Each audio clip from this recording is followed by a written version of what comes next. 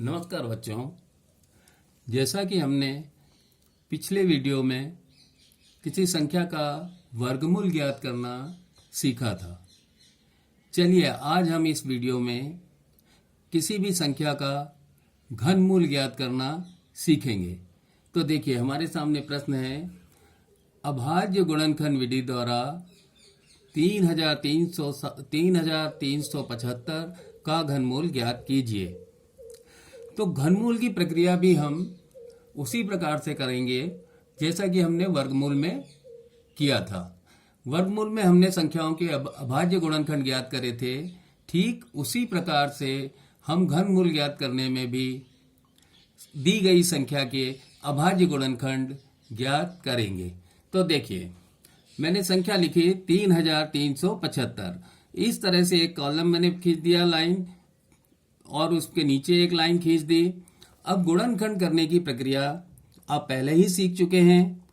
अब हम देखते हैं कि 3375 जो संख्या है, यह सबसे पहले सबसे छोटी कौन सी संख्या से विभाजित होगी।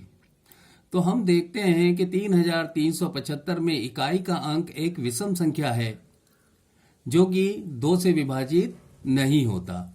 जब कोई संख्या 2 से विभाजित नहीं होती तो हम फिर उसे 3 से विभाजित करने का प्रयास करते हैं। अब 3 से विभाजित करने के लिए हमारे पास नियम है, विभाज्यता नियम, जो कि आपने पहले भी सीखा है। इस संख्या में हम अंकों को जोड़ के देखेंगे। देखिए, ये 3375 में अंक 3, धन 3, 6, 6 और 7, 13, 13 और 5, 18 होते हैं। 18 3 से विभाजित हो जाता है, यानी 18 जो संख्या है वह 3 से विभाज्य है, अतः यह पूरी संख्या 3 से विभाजित होगी। तो देखिए, 3 का भाग लगाना हम शुरू करेंगे। पहले 3 में भाग लगाया, 3 एकम 3, भागफल को नीचे लिखते जाएंगे। फिर से 3 एकम 3, 7 में 3 का भाग लगाया, 3 दूने 6, चूंकि 3 तिया 9 ज्यादा हो जाएगा, इसलिए हमें 2 बार ही भाग देना है। 3 दूने 6, 7 में से 6 जाने पर 1 बचेगा और 5 उतारेंगे तो 15 हो जाएगा। अब हम 3 से भाग देंगे, 3 5 15। तो ये हमारी एक स्टेप कंप्लीट होती है। फिर से हमें देखना होगा क्या संख्या 1125 3 से विभाजित है। तो फिर से हम अंकों को जोड़ के देखेंगे। 1 धन 1 2, 2 और 2 4, 4 और 5 9, 9 3 से विभाजित संख्या है, अतः इसका मतलब कि 1125 पूरी संख्या 3 से विभाजित होगी। तो देखिए, भाग लगाते हैं। 3 तिया 9, 2 बचा, ऊपर से 2 उतारा, 22 हुआ। फिर 3 7 21, 1 बचा, 5 उतारा, 15 हो गया, तीनों बचे 15। ठीक इसी प्रकार से फिर से हम देखते हैं क्या इस संख्या में दी गई संख्या 375 जो बची हुई संख्या है, इसमें 3 से भाग जाता है।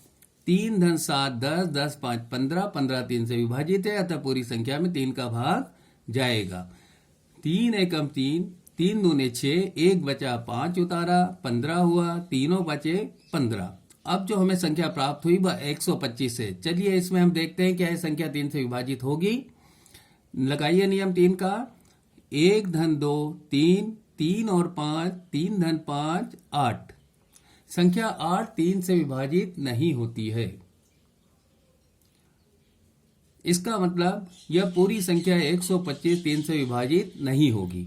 जब कोई संख्या 3 से विभाजित ना हो तो फिर हम उसके बाद उसे 5 से विभाजित करने का प्रयास करते हैं। उसके लिए हमें शर्त है कि यदि इकाई अंक पर 0 या 5 हो तो वह संख्या 5 से विभाजित हो जाती है। अब आपने पूर्व में देखा है कि इकाई अंक पर 5 था, तो क्या यह संख्या 5 से विभाजित नहीं हो सकती थी? हो सकती थी, लेकिन हम पहले छोटी संख्या से भाग करने का प्रयास करते हैं। जब भाग जाना बंद हो जाता है तब हम उससे बड़ी संख्या से भाग देने का प्रयास करते हैं। अब देखिए, 125 को 5 से भाग देंगे। 5 दूने 10, 2 बचा, 5 उतारा 25, 5 5 25। फिर 25 को 5 से भाग लगाया, 5 5 25। फिर 5 को 5 से भाग लगाया, 5 एकम 5। अब हमारी गुणनखंड प्रक्रिया कंप्लीट हो जाती है। इसके बाद हम संख्या और गुण संख्या को गुणनखंड के बराबर में लिख लेते हैं। फिर दोनों ओर का घनमूल लेने पर जिस प्रकार से पिछले वीडियो में अपन ने देखा था वर्गमूल में कि दोनों ओर का वर्गमूल लेने पर यहाँ हम दोनों ओर का घनमूल लेंगे। घनमूल लेने की प्रक्रिया में आप देखेंगे जो आपका चिन्ह है, चिन्ह में आपको घात 3 लिखना होगा दोनों तरफ। अगर ये घात 3 नहीं लिखी जाएगी तो प्रश्न का हल गलत हो जाएगा। तो देखिए हमने 3 लिखा।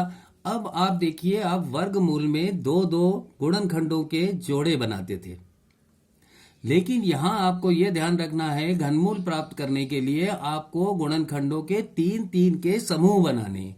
देखिए कुछ बच्चे 3-3 के जोड़े बोल देते, जोड़े कभी भी 3 का नहीं होता है, जोड़ा हमेशा 2 का होता है, ध्यान रखेंगे।